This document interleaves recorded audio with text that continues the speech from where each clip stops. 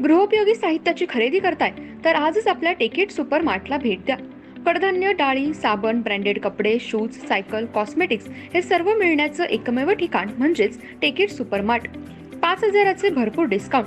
कमीत कमी 4,999च्या खरेदीवर 5 किलोमीटर पर्यंत मोफत घरपोच सेवा. पत्ता पंचवटी चित्रमंदिर जवळ, 332 रोड. संपर्क 92 97 97 5000.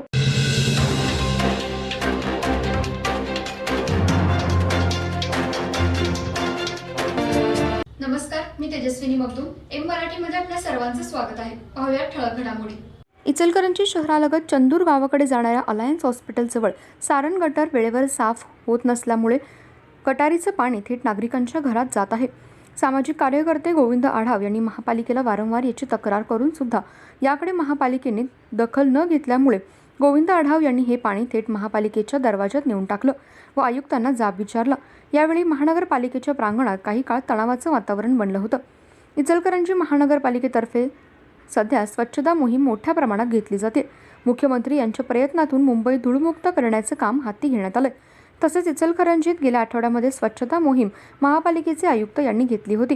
पण इचलकरंजी शहरातील इचलकरंजी ते चंदूरकडे जाणाऱ्या रस्त्यावर अलायन्स हॉस्पिटलजवळ सारण गटारीमध्ये कचरा टाकल्यामुळे त्यातील गटारीचं पाणी नागरिकांच्या घरात जाते. त्यामुळे तेथील नागरिकांचं आरोग्य धोक्यात आलं आहे. त्याच प्रभागातील सामाजिक कार्यकर्ते गोविंद आढाव यांनी वारंवार महापालिकेला या सारण गटार स्वच्छ कराव्या याची मागणी केली व निवेदन दिलं आहे. मात्र याकडे महापालिकेचे आयुक्त, आरोग्य अधिकारी व कर्मचाऱ्यांनी दुर्लक्ष केलं.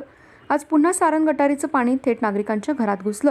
ते पाणी महिला घरातून काढत आहेत. एकीकडे नागरिकांना पाण्यासाठी वणवण करावी लागते, पण या प्रभागामध्ये नागरिकांच्या घरात पाणी गेल्यामुळे पुराचं पाणी घरात आलं की काय असा सवाल सध्या निर्माण झालाय. गोविंद आढाव यांनी घरातील काढलेले गटारीचं पाणी घेऊन महापालिकेच्या प्रांगणात टाकलं व महापालिकेचा निषेध व्यक्त केला. यावेळी तेथील आयुक्त ओमप्रकाश दिवटे जात असताना त्यांनी या आंदोलनाकडे पाहिलं नाही. चंदूर रोडजवळ असणाऱ्या अलायन्स हॉस्पिटलजवळच महापालिकेचे आयुक्त काही अंतरावरच राहतात, पण त्यांनाही सारण गटार दिसत नाही. फक्त मेन रोडवर स्वच्छता मोहीम मुख्यमंत्र्यांना दाखवायसाठी करायची का? सारण गटार स्वच्छ कधी करायची? भर उन्हाळ्यामध्ये नागरिकांच्या घरात पाणी गेल्यामुळे तेथील नागरिकांचं आरोग्य धोक्यात आलंय. जर महापालिकेने याची दखल नाही घेतली तर महापालिकेच्या अधिकाऱ्यांच्या अंगावर घाण पाणी टाकण्याचा इशारा सामाजिक कार्यकर्ते गोविंद आढाव यांनी दिलाय. गेली 2 दिवस झालं इचलकरंजी महानगरपालिकेत आपल्या अलायन्स रोडपासून जे पाणी येते आपल्या बघायचं त्यांना 2 दिवस झालं वारंवार SI वॉर्ड इन्स्पेक्टरना वारंवार हे पाणी तट आहे, लोकांच्या घरात पाणी शिरत आहे. वारंवार त्यांना सांगून सुद्धा या गोष्टीवर त्यांनी कोण दखल घेत नाही आहे. आता लोकांच्या घरात पाणी शिरल्यानंतर सुद्धा यांना कल्पना दिवशी इथं कोणी अधिकारी यायला चर्चा करतो, फोनवर नुसता काम करावले हे सांगत आहेत. इथे कामाची काही दखल घेणार येणाऱ्या शारकाई पोरांच्या अंगावर पाणी उडत आहे. तसं लोकांच्या घरात पाणी देत असताना सुद्धा इथं कोणी अधिकारी आले ते दखलगिरांच्या दारात जाऊन पाणी वाटल्यानंतर आज ही प्रशासनात जागा झाला आहे.